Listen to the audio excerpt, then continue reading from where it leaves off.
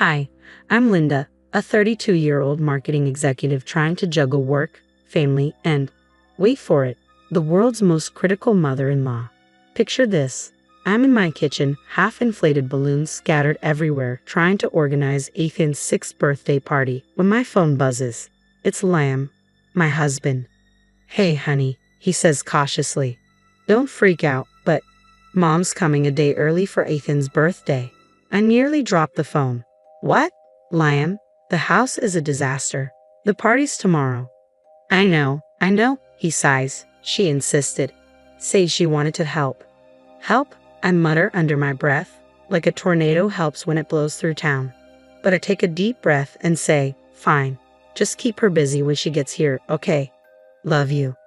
After hanging up, I look around at the chaos. Superhero decorations everywhere. Ethan's special request. I've spent weeks planning this, determined to make everything perfect, even ordering the custom cake with his favorite character on it. But with Martha arriving early, I know things are about to get complicated. An hour later, the sound of Martha's car pulling into the driveway fills me with dread. I plaster on a fake smile as she breezes into the house, swinging her designer handbag like a trophy. "Oh, Brielle, darling," she says, air kissing my cheeks. "What interesting decorations." I bite my tongue. "Thanks, Martha." Ethan picked the theme. She eyes a Batman cutout with distaste. "Well, when Derek was young, we always had such elegant parties." I force a tight smile. "I'm sure you did." I turn away before my eyes can fully roll back in my head. She follows me into the kitchen, clicking her tongue at the dishes in the sink. "My goodness, Brielle, don't you ever clean?" "I've been a little busy with the party," I say through gritted teeth.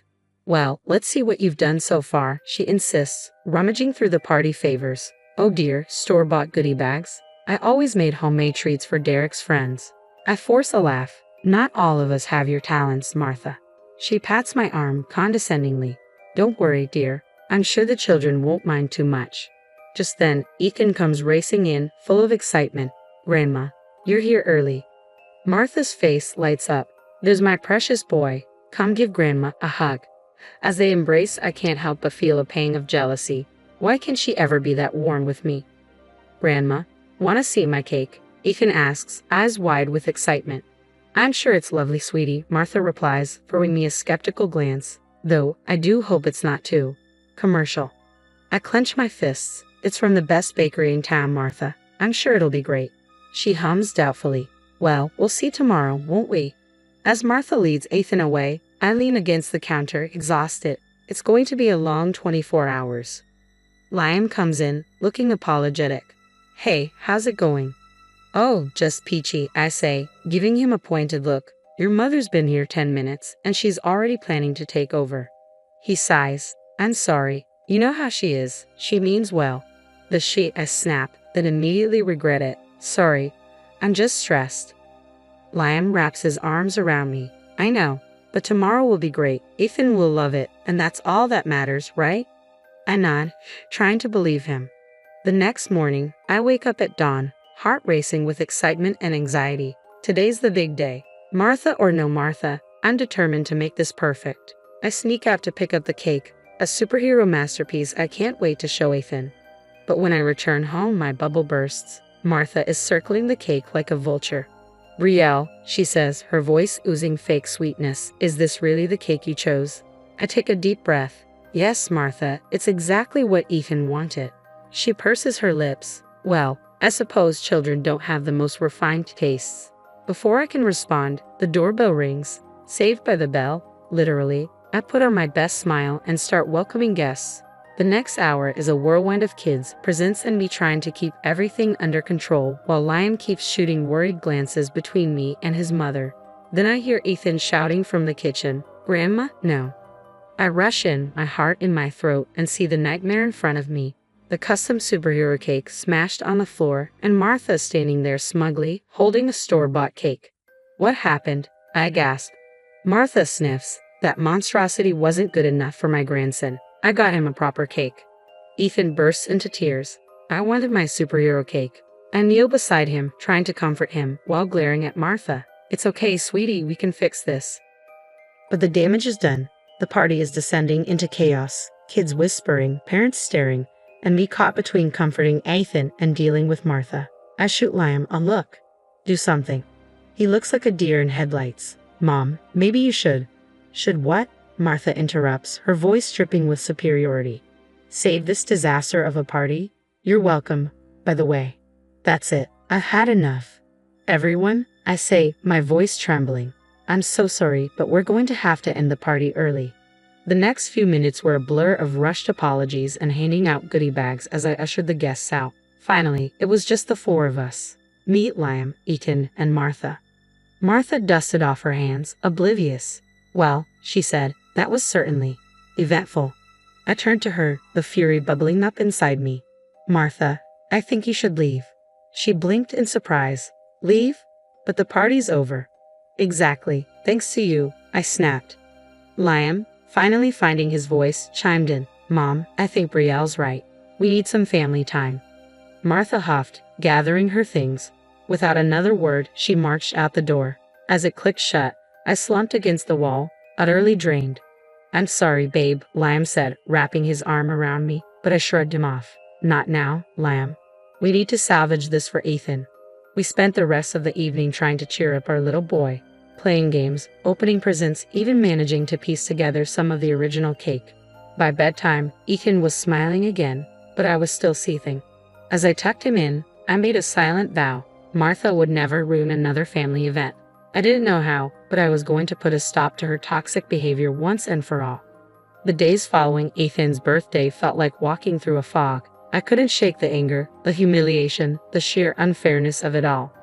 Liam tried to comfort me, but his reassurances felt hollow. How could he not see how much his mother was damaging our family? Desperate for an outlet, I called my best friend Zoe. After pouring out everything, she didn't hold back. Girl, you've got to stand up to that woman. This has been going on for years. I know, I sighed, but how? Liam always takes her side and the rest of his family is completely under her spell. Document everything, Zoe suggested. Every nasty comment, every backhanded compliment. Build your case. It was like a light bulb went off. I started keeping a file on my phone, jotting down every interaction with Martha, the texts criticizing my parenting, the voicemails laced with passive-aggressive jabs, the helpful suggestions that always left me feeling 2 inches tall. I even started seeing a therapist, Dr. Chen, to unpack the years of Martha's toxicity. You're not crazy, Brielle, Dr. Chen told me during one session. What you're experiencing is emotional abuse. Hearing it spoken out loud was both validating and terrifying.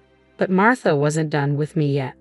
One afternoon, I overheard Liam on the phone with his cousin. No, Mom's just worried about Ethan, that's all. You know how Brielle can be sometimes. As soon as he hung up, I confronted him. What was that about? Liam looked like a kid caught stealing candy. Nothing, just family stuff. Family stuff? Like your mother telling everyone I'm an unfit mom. His silence was all the confirmation I needed. Liam, this has to stop. Don't you see what she's doing to us? He ran a hand through his hair. Look, maybe if you just apologize to her about the birthday thing. I couldn't believe my ears. Apologize? For what? For trying to give our son a nice birthday before she ruined it. Bri, please, he begged. It would make things easier for everyone. That was my breaking point. I realized that if things were going to change, I'd have to be the one to make it happen. The next day, I got a text from Martha. Dropping by this afternoon to check on my grandson. Hope you've managed to keep the house clean this time. As I stared at the message, a plan started to form. It was time to take action, not just for me, but for Ethan and the future of our family. I called Zoe. Hey, I need a favor, I said. Can you come over this afternoon and bring your video camera? Oh, sounds intriguing, she replied. What's the plan? I took a deep breath. We're going to expose Martha for who she really is. I'm done being her punching bag. As I hung up, a mix of nerves and determination surged through me. I glanced at a photo of Ethan on my desk, his bright smile reminding me why this fight was so important. Don't worry, buddy, I whispered. Mommy's going to fix this. Thanksgiving arrived, and my heart raced as we pulled up to Liam's parents' house. I clutched my bag, filled with evidence of Martha's years of manipulation. As we walked inside, Martha swooped down on us like a hawk. Oh, there's my darling Ethan. Brielle, dear, you look tired? Are you sleeping enough? She said, her tone dripping with false concern. I bit my tongue, reminding myself to stick to the plan. Finally, as everyone gathered in the living room, I knew it was time. Actually, Martha, I said, my voice surprisingly steady, I'd like to address something with the family.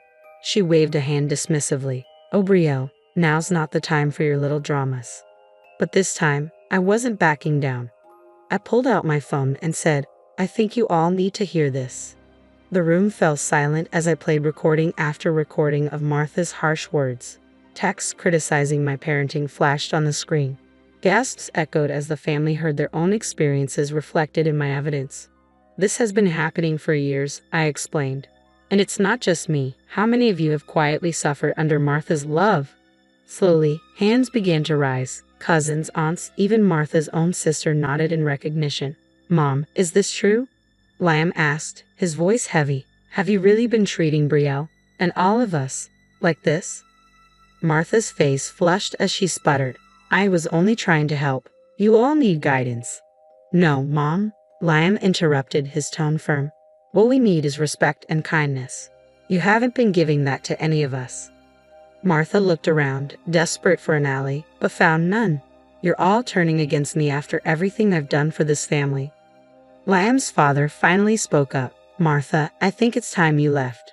In the whirlwind that followed, Martha was escorted out, and suddenly everyone wanted to talk. Stories poured out. Years of frustration, hurt, and silent suffering. Liam and I focused on healing. He started therapy, working through years of enabling behavior, and we set clear boundaries with the family. We learned to communicate better, and most importantly, we protected Ethan from Martha's toxic influence. Ethan thrived. His laughter filled our home, and the tension that had long been an undercurrent in our lives finally lifted. A year later, we celebrated Ethan's 7th birthday. The party was everything I had hoped for, joyous, drama-free, filled with love and laughter. As I watched Ethan blow out his candles, surrounded by genuine smiles, a wave of pride washed over me. We had come so far. Liam wrapped his arm around my waist. You did it, babe. You saved our family. I leaned into him. We did it together. He kissed my forehead. I'm so sorry it took me so long to see the truth. But I'm here now, and I promise no one will ever treat you like that again. As I looked around at our happy home, I felt a peace I hadn't known in years. Now that you've heard my story, I'd love to hear your thoughts. Was I right to expose Martha's behavior, or should family issues stay private? How would you have handled the situation? Share your experiences in the comments.